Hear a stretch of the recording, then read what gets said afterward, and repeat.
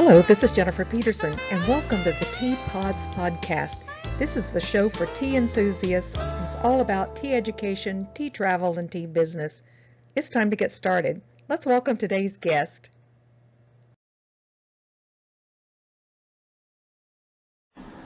Hello, and thank you for joining us today. We have with us Charity Chalmers from Charities in Sandy, Oregon. How are you, Charity? I'm doing well. How are you, Jennifer? I'm great. Looking forward to hearing some things about Charities.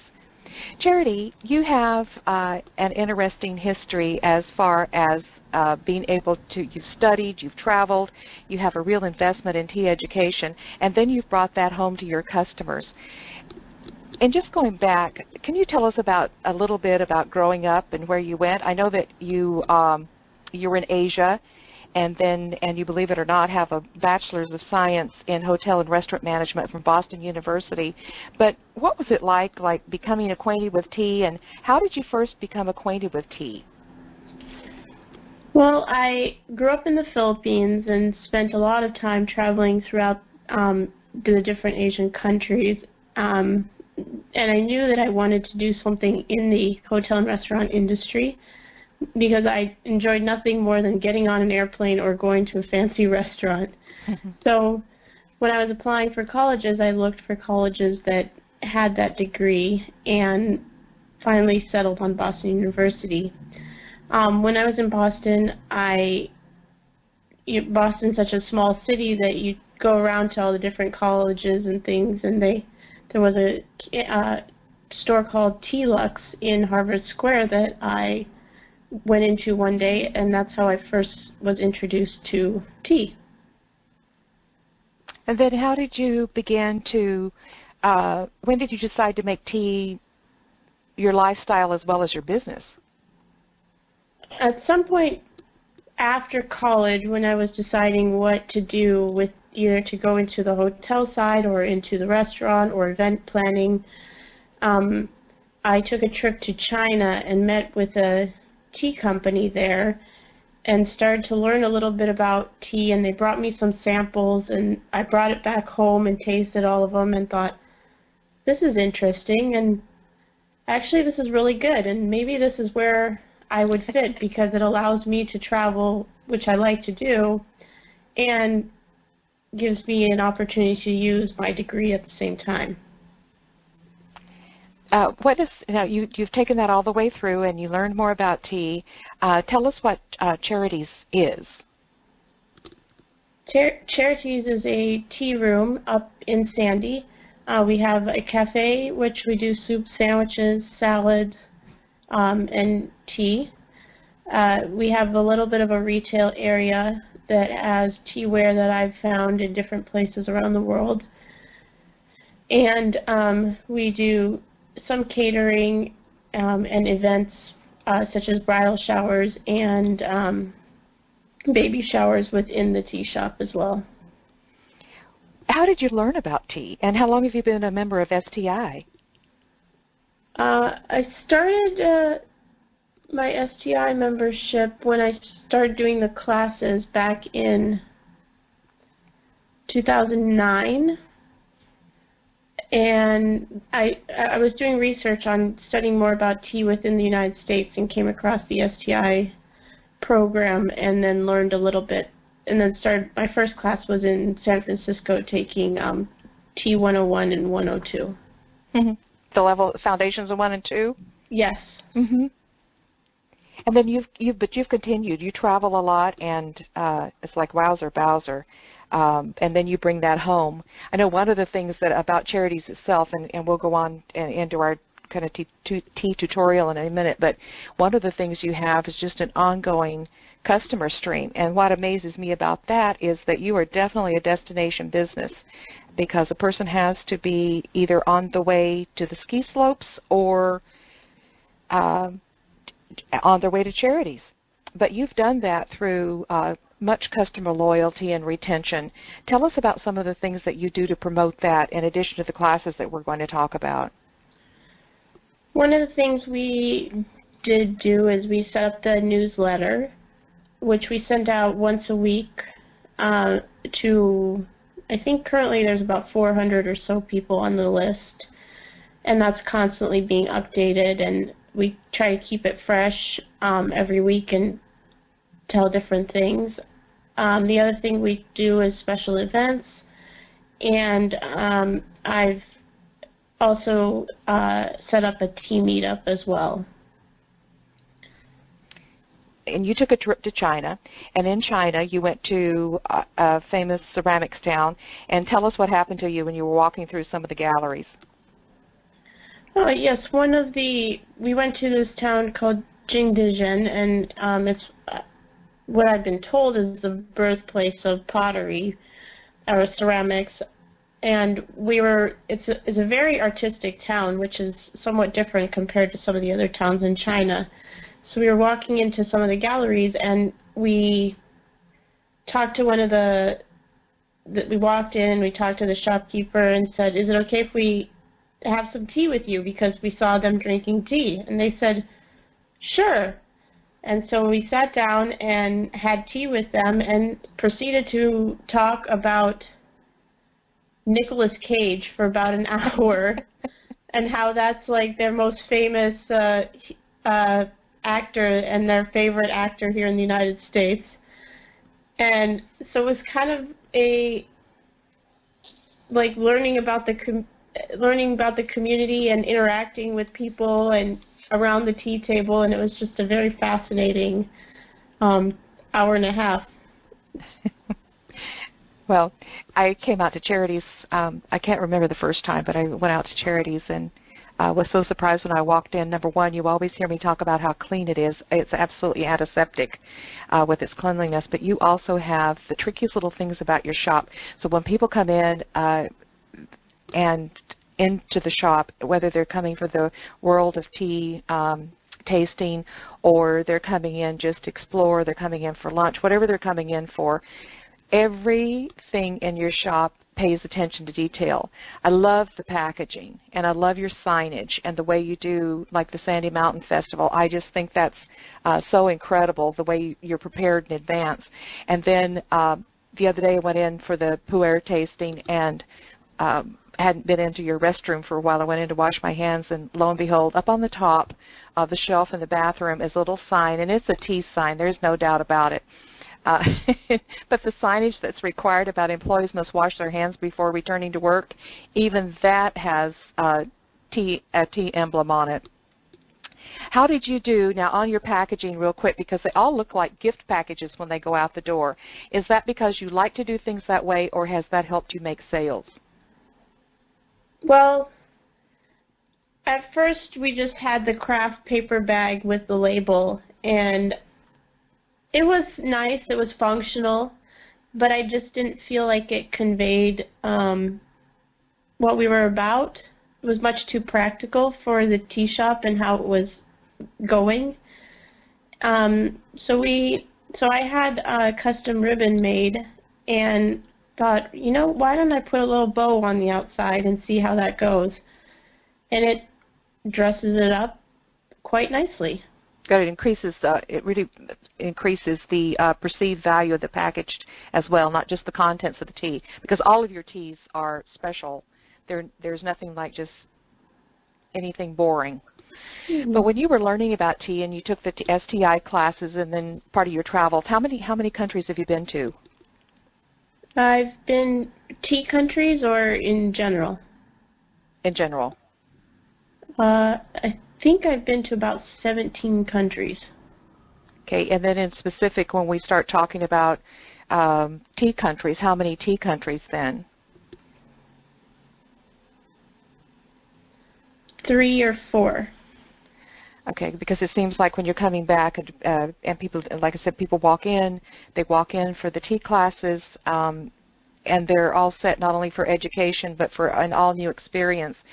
Now, when we were setting up the photos for the presentation today, you mentioned one about Sri Lanka and your trip to Sri Lanka. Can you tell us a little bit about Sri Lanka, just really briefly before we go on to China? Well, Sri Lanka is a small island in the middle of the Indian Ocean. It has some very famous tea growing regions, including low grown, high grown, mid grown. And there's about 1 to 2 roads that go around the entire country. So travel to these areas is quite a challenge. The road is also shared with the elephants and the bicycles and the walkers and and all kinds of other trucks and whatever other transportation you can think of. So a trip that was 180 kilometers takes about 6 hours. But it's a beautiful country, and there's big mountain range in the middle of it. So you go up and you get into tea country quite quickly, and it is tea country for a long time, and it's very picturesque. And you share this with your customers as well, and then as far as having a focus tasting on Ceylon teas, and then but one of the other ones, well, one of many, but one of the other presentations that you make with your clients and customers is about the specific areas even of China. And for those that are viewing the podcast and see a photo of you, you're at Jade Dragon Snow Mountain.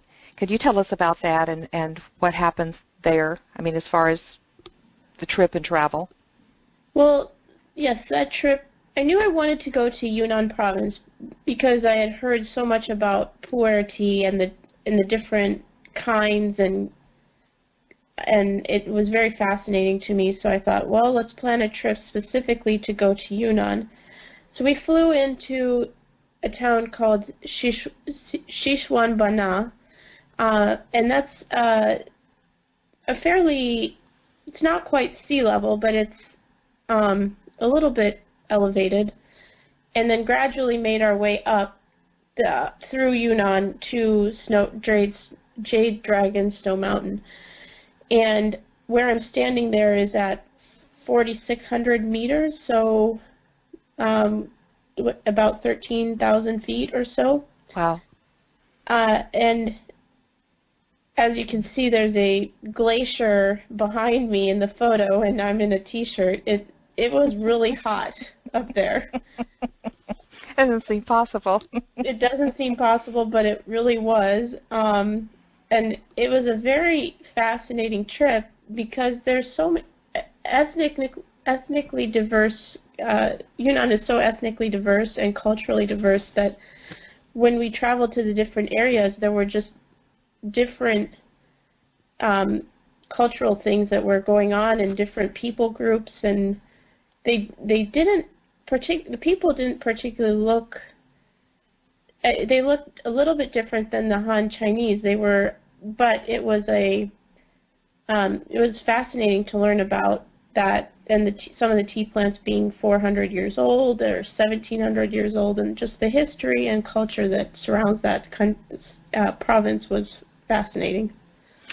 For those viewing, we have a map, and on the map we've located 3 of the provinces that we're going to talk about in the next couple of slides, Yunnan, Guangdong, and Fujian. And that's quite a bit of travel. What approximately is the distance between that sort of half circle at the bottom of tea-producing countries? It was about from Jade Snow Mountain, which is in Lijiang, China, to Guangdong was about a 2.5 hour flight, 3 hour flight. Mm-hmm. So I don't know what that is in kilometers or miles, but that's the distance. Tell us a little bit about your stone tea tray and about the Tea Mart. The Tea Mart is a bustling center of activity. There's about, I've been told, about 10,000 shops in there, all varying degrees, some wholesaling, some are just farmers bringing their wares to the market, some are reselling wholesale tea. Any kind of combination of that is what's represented there. So, and there's a lot of tea. a lot of tea. Have you been there often? Have you been there often, or just when you bought the stone tea tray? I've been there 3 times now. Shopaholic. And we've only covered certain areas of it. There's certain parts that I haven't even explored. But it's an interesting place, so. And we talk about terrain and terroir with tea, but tell us a little bit about the mists. Yeah, the mist of, well, in Wuyi, the mist is very prevalent, and it makes, I think it adds something to the tea and makes it a very, the tea area is very lush and bright green, and it's just very, I'm not sure how to explain it very well. I think it makes a very very good scenery picture, and as well as a good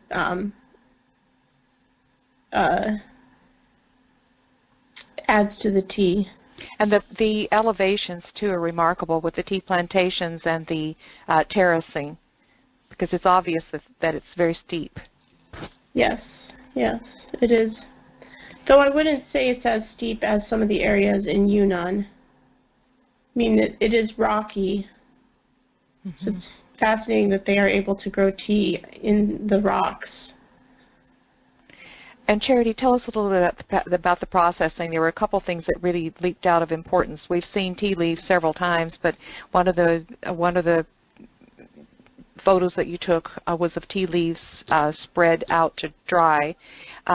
What's the importance of those particular tea leaves?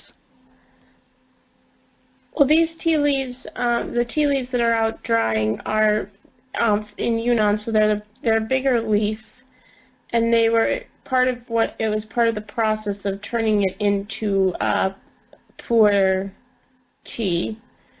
The fellow that we saw doing this was out there shaking the mats and then sweeping them a little bit, moving the leaves around, and then after that, I'm assuming they take it into another part within their factory, but it was unclear what they were doing next.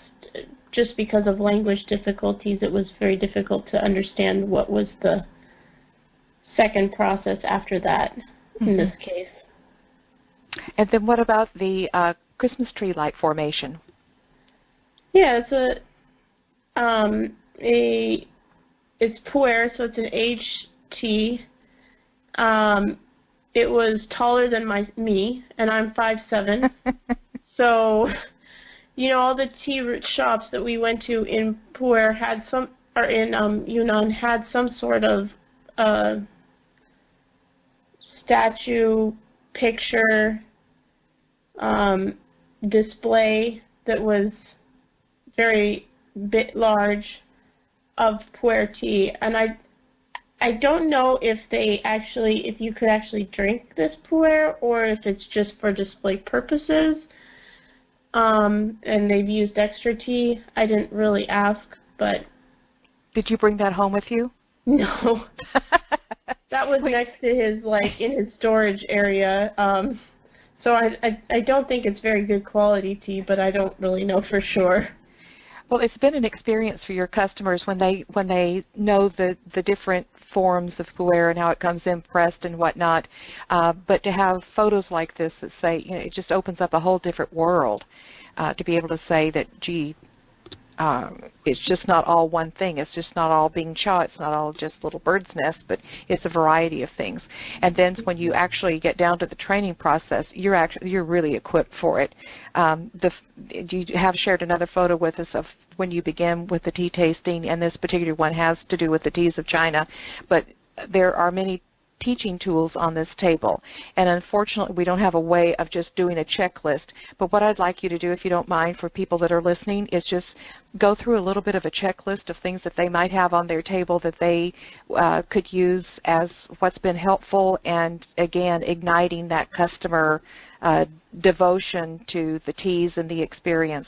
Tell us what you use. Well, yes.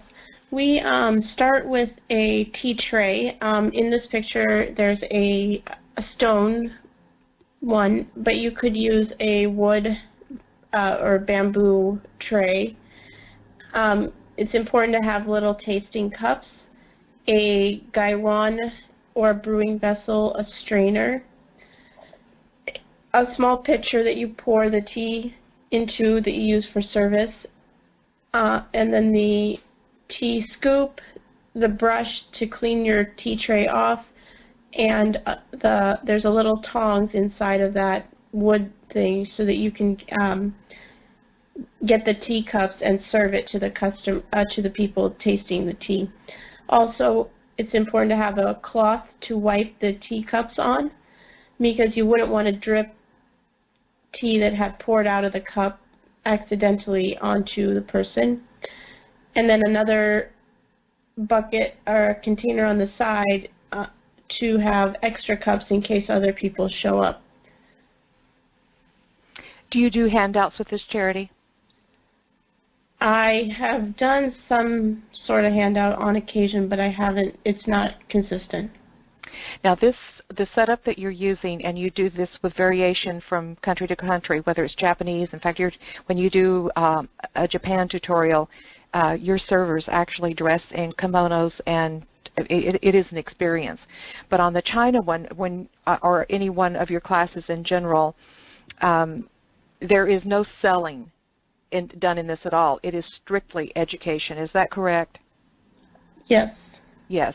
That's been my experience anyway for the ones that I've attended there. Go ahead. And it's also allowing for discussion to happen about tea and culture, etc. Because that's what I found when I went to China, is that when we sat at a tea table, though we had the intention to purchase tea, we sat there for a while and we would talk about different things, like Nicolas Cage, for a while before actually committing to purchasing a tea. Mm-hmm. So it was learning about just the sense of community. So this is a little bit behind the scenes. This was an impromptu tea tasting done specifically for one customer in particular, but then because there were other people in the shop, they joined in and circled around to watch you and to participate in this tea tasting. What were we tasting that day? We were tasting a few different kinds of pu'er tea, including a bingcha loose leaf, older leaves, like a 400-year-old tea tree plant versus a younger leaf, and we even tasted an aged white tea. And in different formats, and you're pouring, how many infusions did you do off the leaves? I think for the sake of time we only did 2, maybe 3 in some cases, but I bet you could actually do a few more in some of the teas. Now, in the comparison of tea leaves, both through dry to spent, for those that are actually seeing the photo in the lower right-hand corner, what are we seeing? Yes, those are different stages of tea in black tea production. And it goes from, if you start in my right hand towards the palm and go to the fingers, and then go from the fingers back to my palm, those are the different stages that the black tea leaves go through. And on my left hand, closest to my palm, is the final product. And again, with is this bingcha? Would you bingcha? And then, well, yes. Tell us a little bit about. Yes, this is a bingcha that I purchased in Guangzhou, and from one of our friends there, and he didn't want to sell it to me at first because it was so old, but then he said, "Okay, I'll sell it to you, but only if you promise to sell it back to me in 5 years." Oh. So, which I thought was interesting, and he said he would pay me double the price for it. So, obviously, the tea is old. Is one of his first production years, and so I guess it's going to get better with age. He seems confident of that anyway. He seems confident of that. So who knows? And not all pressed tea is PU-ERH. That's true.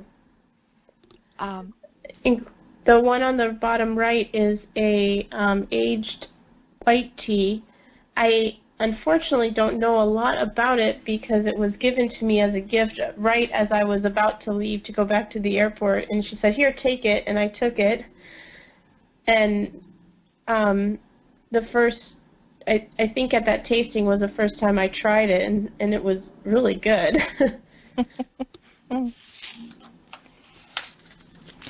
Charity, I appreciate your time today. We've spent a lot of time together, and I would say that almost anyone that has taken an STI class has seen you at some place or another because you volunteer in the back. The times that you have really gone out of the way, for example, in Seattle, we were a little bit shorthanded with volunteers, and you drove, oh gosh, all those miles to come and help pour water. So your dedication to STI is really appreciated, and I want to thank you for the recording today. Now, after you've done your world tea tastings and you've done, for example, your tours of Japan, China, Sri Lanka, you've done matcha ceremonies, these are all for the benefit of the customer, so it encourages all of us to learn more about those so that we can share. What has been your biggest challenge? Probably getting the word out that we do have these classes and that they are available. You know, we've used some traditional marketing, and then also Facebook and other online tools, and yet newsletters, and yet sometimes it feels like we'll send it out to 1,000 people and one person will show up. And so I would guess that's kind of our biggest challenge right now, is that we're not meeting the customer, or we're not getting through to the customer through a marketing method that actually works. And then, of course, with your goal of selling more single origin tea, that compounds it because you're moving it into more of a niche at the same time. Well, what's the biggest perk of your job? Then I get to travel. I love going to China and to Sri Lanka and Japan and buying tea and meeting with the farmers or the distributors and learning their stories, learning about the tea and how it arrived at its current state. Yes. I think you like the people too, don't you? I like the people. I like the Chinese people. You know, I sometimes I think maybe I should live there. Well, there was another story that you told too about another favorite tea drinking experience, and again, that was along a side of a road on your way up to a high-grown tea. Yes. We were driving up to Nuwara in Sri Lanka, and our driver said, "We need to stop. I have a friend." And we said, "Okay."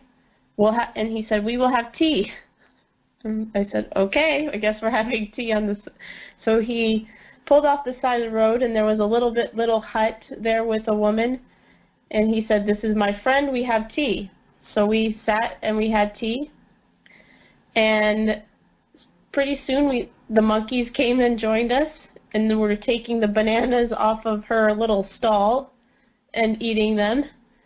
It was a very interesting experience. It was fun. Got to learn a different side of tea. You know, it's not all academic and if this tea is this way and this tea is like this, but it was learning that tea is drank in a variety of regions and a variety of places, and it doesn't have to be this formal occasion to go to. It can be just a meeting of friends on the side of the road. That's what it's all about.